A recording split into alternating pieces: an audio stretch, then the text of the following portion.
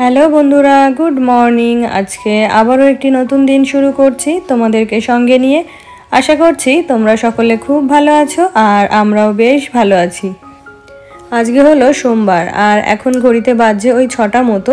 তো দেখো, ঘুম থেকে উঠেছিলাম ওই 5:30টার দিকে। তো ঘুম থেকে উঠেই বাসি কাজ সেরে তারপরে দেখো রান্নাঘরে চলে এসেছি, রান্নাবান্না শুরু করে দিয়েছি। কারণ হাজব্যান্ড ওই 7:30টার সময়ই বেরিয়ে যায়, তো তার মধ্যেই আর কি সমস্ত রান্নাবান্না আমাকে কমপ্লিট করতে হবে। আর এখন তো বাড়ি থেকে ব্রেকফাস্টটা করেই যাচ্ছে, আর লাঞ্চের জন্য এই যে ভাত তরকারি এগুলো সব ক্যারি করছে। তো দেখো রান্নাঘরে এসেই ওইদিকে প্রেশার কুকারে শাকটা সেদ্ধ হতে দিয়েছি আর এদিকে মাছটাও ভেজে নিয়েছি। তো আজকে করব লাল শাক ভাজা, মাছের ঝোল, আর করব একটু ধনেপাতা বাটা। তো এই যে মাছটা প্রথমে ভেজে তুলে নিলাম আর এখন একটু সর্ষে, কাজু, পোস্ত ওটা বেটে ভালো করে সেঁকে নিয়ে তারপরে এই যে মাছের ঝোলটা রান্না করে নিলাম। তো এই পাবদা মাছের ঝোলটা কিন্তু ভীষণ তাড়াতাড়ি রান্না হয়ে যায়, একদম চটজলদি বলা যায়। তো দেখো এদিকে শাকটাও সেদ্ধ হয়ে গেছিলো, তো এদিকে একটুখানি রসুন ফোড়ন দিয়ে শাকটাও এখন ভালো করে ভেজে নেব। তো এই যে একটু সেদ্ধ করেছি, সেদ্ধ করার সময় তো একটু জল দিতে হয়, না হলে প্রেশার কুকারে লেগে যায়। তো একটু জল দিয়েছিলাম, আর শাকেরও নিজেরও একটা জল থাকে। তো সব মিলিয়ে শাকটা একটু ঝোলঝোলি হয়ে গেছে। তো ওই যে ওটাকে এখন শোকাতে হবে। আর এইদিকে দেখো হাজব্যান্ডকে খেতে দেওয়ার জন্য এখানে রুটিও সেঁকে নিয়েছি।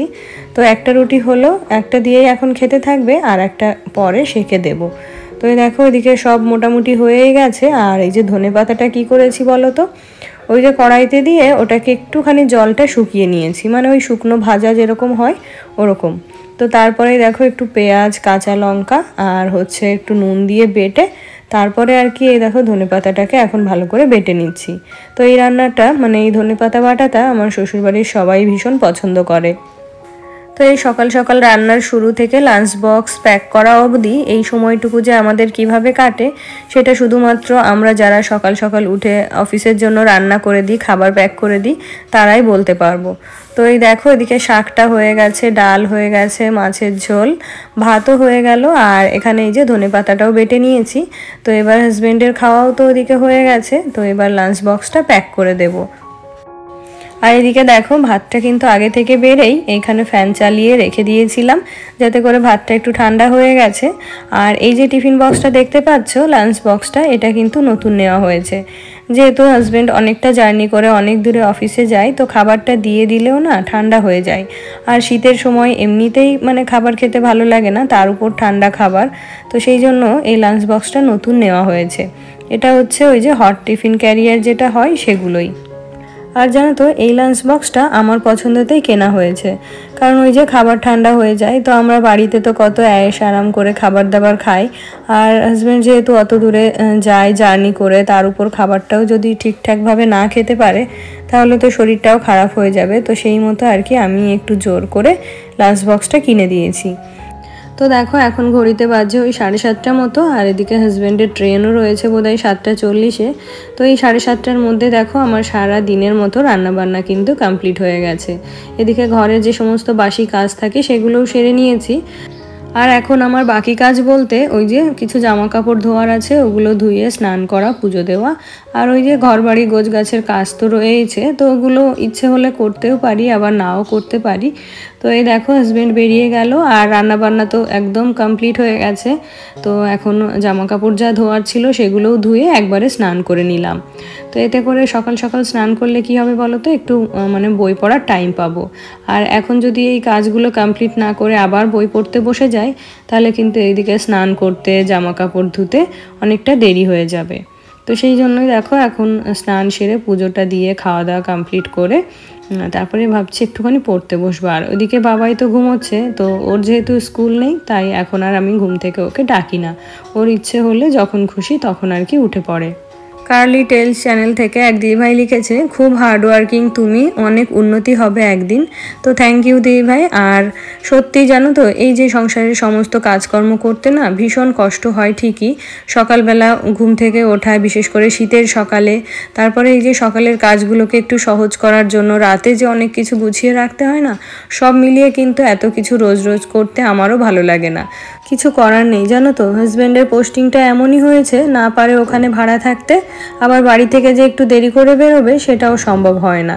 তো মনকে এটাই বুঝিয়েছি যে হাজব্যান্ড যদি শীতের সকালে উঠে স্নান করে অতটা জার্নি করে অফিস যেতে পারে, তাহলে ওর জন্য আমি একটু ওকে কেন রান্না করে দিতে পারবো না।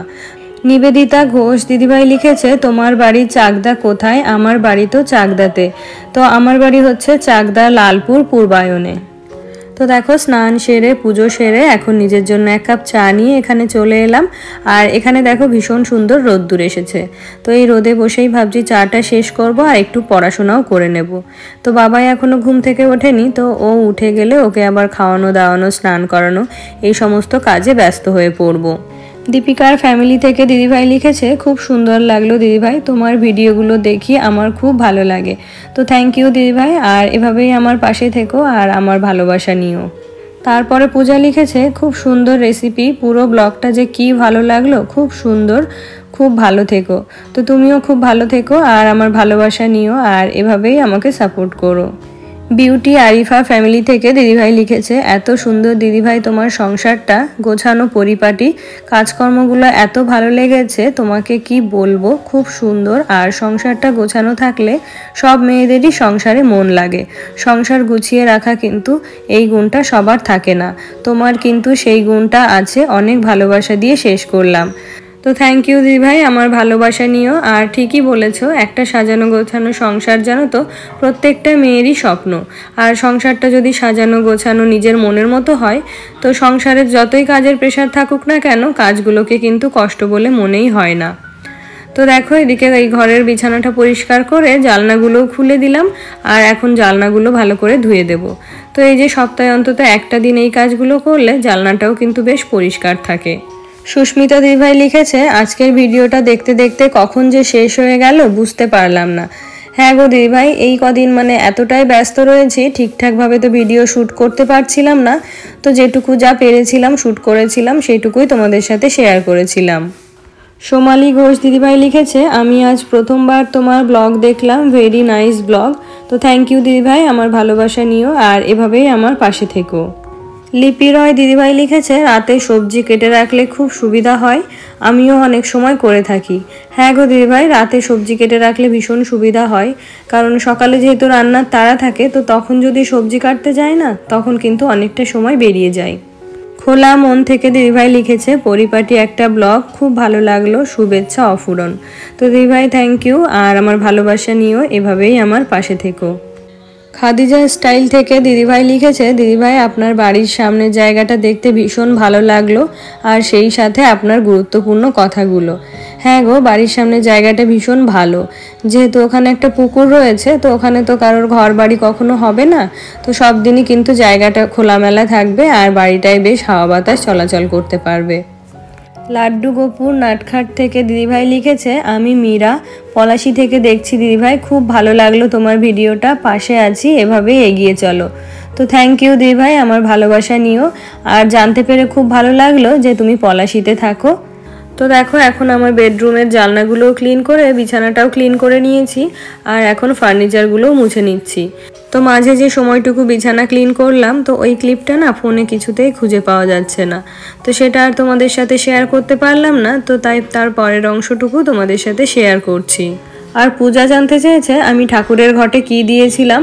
তো ঠাকুরের ঘটে আমি দিয়েছিলাম একটা কাঁচা টাকা, একটা হরিতকি, এক টুকরো হলুদ, আর দিয়েছিলাম কয়েকটা দূর্বা। তো আমি ওই একটা ভিডিওতেই দেখেছিলাম আর কি, যে লক্ষ্মীর ঘট পাতার সময় এগুলো দিতে হয়। আয়েশা আহমেদ লিখেছে, ধন্যবাদ আপু, তোমার টিপসগুলো খুব ভালো লাগলো, আমাদের নতুন চ্যানেল অনেক উপকারে আসবে, আমি বাংলাদেশ থেকে বলছি। তো থ্যাংক ইউ সো মাচ। আর জানো তো তোমরা যে ভুলগুলো করছো, এই ভুলগুলো কিন্তু আমিও একটা সময় করেছি। গ্রিন ফ্রেন্ডস লাভার থেকে দিদিভাই লিখেছে, খুবই সুন্দর লাগলো সব কিছু। তো থ্যাংক ইউ দিদিভাই, এভাবেই আমার পাশে থেকো। তো দেখো ওদিকে দুটো বেডরুম ক্লিন করে এই লিভিং রুমটাতে চলে এলাম, আর এখন এই লিভিং রুমটা গুছিয়ে নেব। তো এই যে যেহেতু কাভারগুলো দেওয়া থাকে, এই কাভারের নিচেও কিন্তু অনেক ধুলো জমা হয়ে থাকে, তো ঝাঁটা দিয়ে ঝাড়লে এগুলো চলে যায় ঠিকই, কিন্তু এগুলো তুলে যদি আবার নতুন করে পাতা হয় তাহলে কিন্তু জিনিসগুলো বেশ পরিষ্কার পরিচ্ছন্ন থাকে।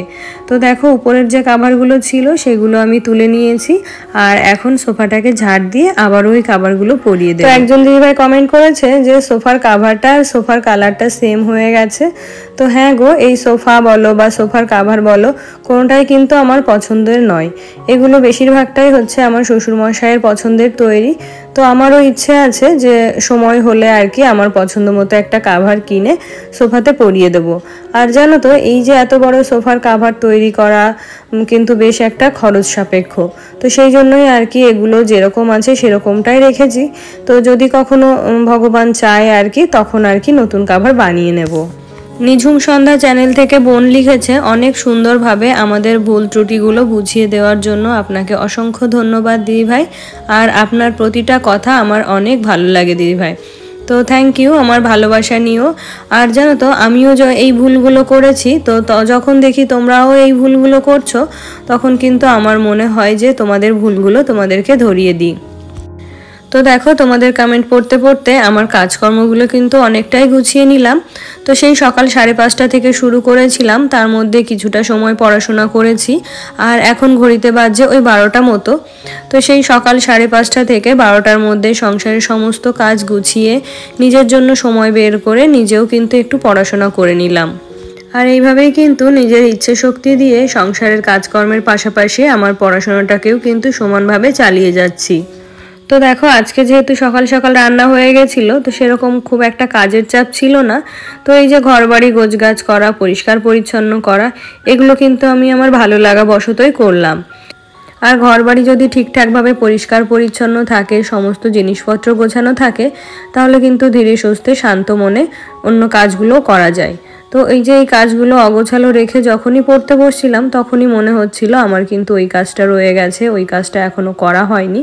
তো দেখো, এগুলো এখন গুছিয়ে নিলাম। তো এখন ওই যে দুপুরের খাওয়া দাওয়া করে আবারও কিন্তু বেশ অনেকটা টাইমই পাবো। তাহলে বন্ধুরা, আজকের ব্লগটি তবে এখানেই শেষ করছি। দেখা হচ্ছে নেক্সট ব্লগে। ততক্ষণ তোমরা সবাই ভালো থেকো, সুস্থ থেকো এবং সাবধানে থেকো।